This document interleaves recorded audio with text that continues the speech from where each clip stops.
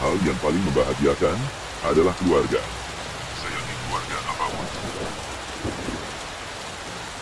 Ternyata, semut tidak selalu kalah dengan gajah.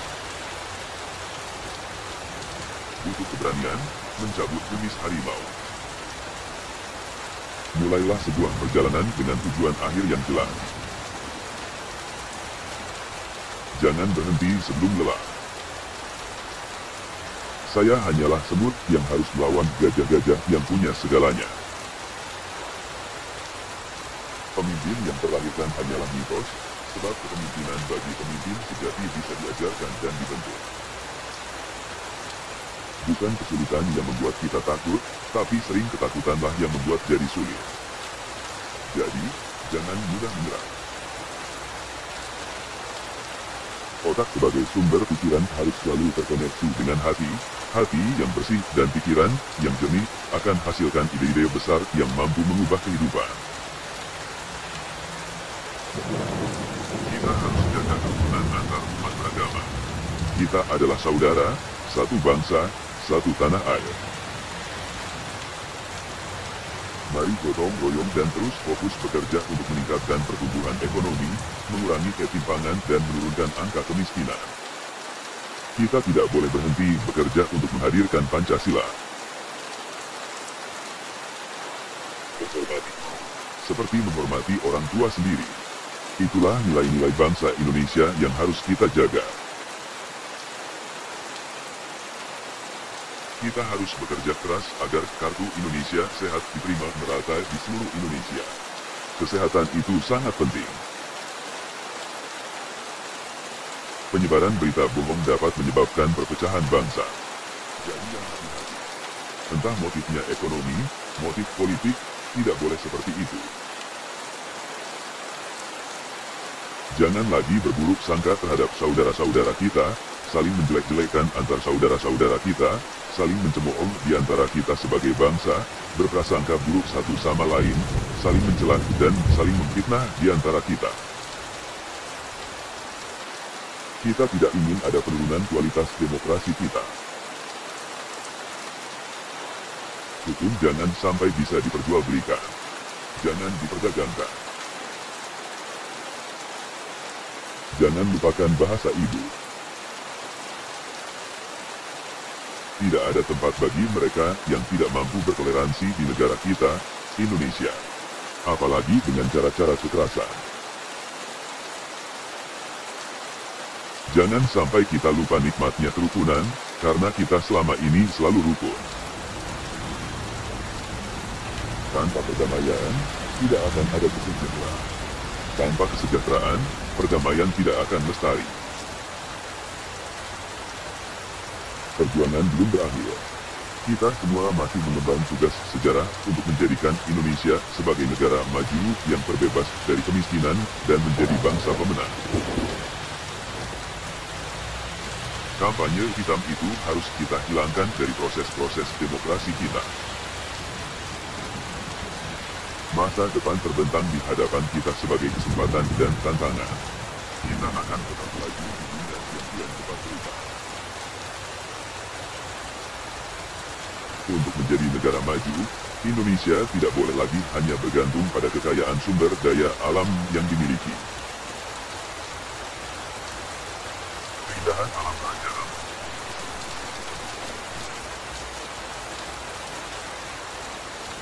Perempuan berdaya, Indonesia jaya. Dalam setiap helaan napas diplomasi Indonesia, ada keberpihakan terhadap Palestina. Setiap regulasi adalah pisau bermata dua, bisa jadi objek transaksi dan korupsi. Lantas regulasi yang membebani masyarakat. Yang optimis pasti akan menang. Kerja keras tidak boleh berhenti. Saya tak mungkin berdiri di sini, tak akan menjadi seorang presiden, tanpa didikan mereka. Menjadi produsen kelapa sawit terbesar di dunia artinya kita harus menjadi yang terdepan pula dalam pengelolaan. Bekerja untuk rakyat adalah kampanye yang baik. Kalau kebenaran itu tidak kita lakukan, ya kita akan ragu-ragu terus. Kenapa takut? Pembangunan infrastruktur adalah masalah pemerataan dan baru. Dana yang mengalir semakin besar ke daerah, ke desa, seharusnya bisa membuka lapangan kerja yang lebih luas dan mengentaskan kemiskinan. Menjaga sumber daya laut menjadi prioritas utama pemerintah agar kekayaan laut Indonesia dapat digunakan untuk sebesar-besarnya kemakmuran rakyat. Tak ada kompromi bagi kapal-kapal asing yang datang menjarah ikan-ikan di laut kita, tangkap dan tenggelamkan. Kita semua sama, kita ingin membawa negara kita, Indonesia ini, ke gerbang kemajuan. Membawa negara berkembang ini menjadi negara maju. Kebijakan apapun itu, selalu perlu waktu untuk pembelajaran. Tapi arahnya jelas. Jangan ada lagi pihak yang memanas-manasi proses pemilihan kepala daerah sehingga timbul keresahan di masyarakat. Yang rugi nanti rakyat sendiri.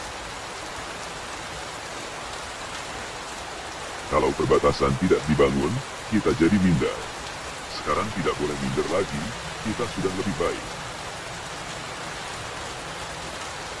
Tidak mungkin bangsa Indonesia menjadi bangsa yang maju, kalau rumah-rumah rakyat kita di seluruh pelosok Nusantara tidak menikmati aliran listrik. Tidak mungkin kita menjadi negara yang kompetitif ketika biaya logistik kita mahal. Tidak mungkin kita menjadi poros maritim dunia, kalau kita tidak mempunyai pelabuhan-pelabuhan yang menjadi tempat bersandar kapal-kapal besar yang mengangkut produk-produk kita. Tidak akan mungkin menjadi bangsa yang berdaulat di bidang pangan, kalau jumlah bendungan dan saluran irigasi yang mengairi lahan-lahan pertanian kita di seluruh penjuru tanah air sangat terbatas. Tanpa infrastruktur, jangan mimpi negara ini bisa bersaing. Korupsi adalah kejahatan luar biasa.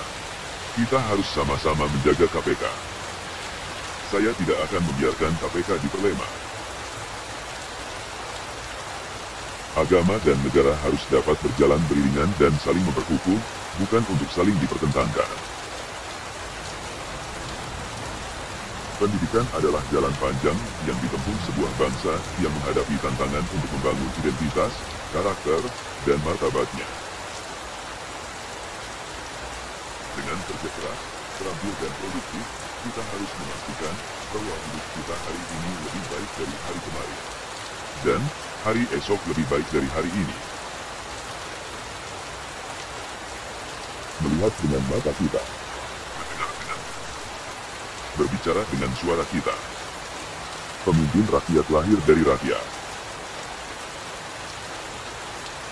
Tidak mungkin Indonesia menjadi bangsa yang maju bila infrastruktur tidak memadai.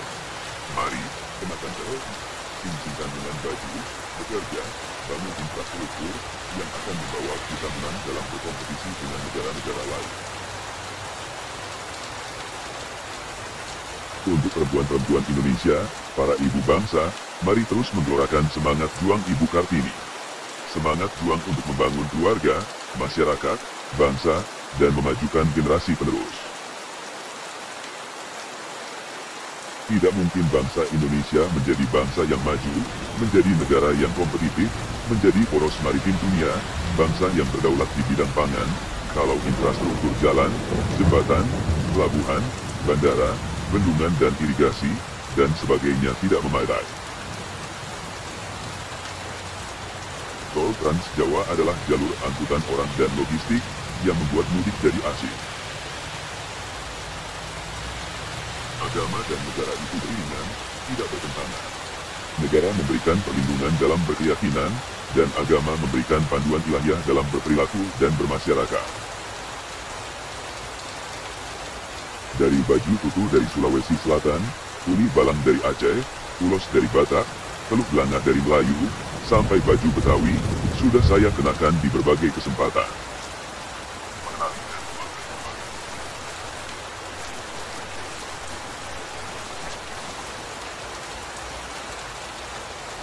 Sebagai negara besar dan majemuk, kita punya modal kuat, persatuan. Dengan persatuan itulah kita berani menghadapi segala tantangan dan kesulitan, seberat apapun. 5, 7, atau 10%, bukan itu saja masalahnya. Ekonomi itu tidak sekadar bertumbuh. Untuk para petani, para nelayan, para buruh, untuk para guru, dokter, pegawai negeri, TNI, Polri, seniman, pekerja kreatif, pengusaha kecil menengah, besar, baik anak muda, ibu-ibu, bapak-bapak.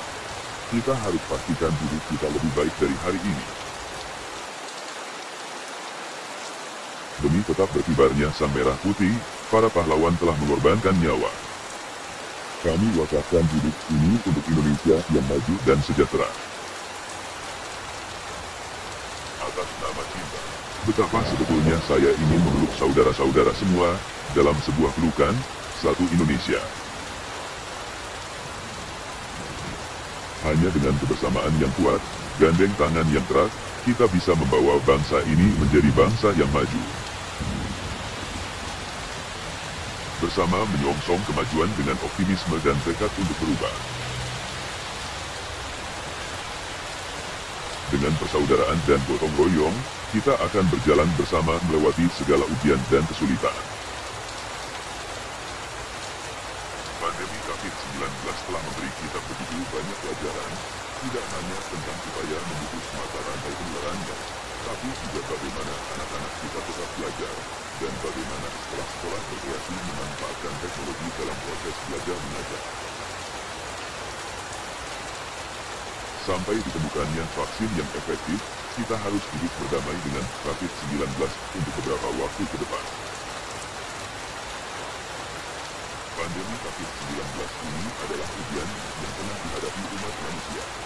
Kita akan melaluinya dengan segenap kesabaran, kedisiplinan, dan tetap saling mengasihi.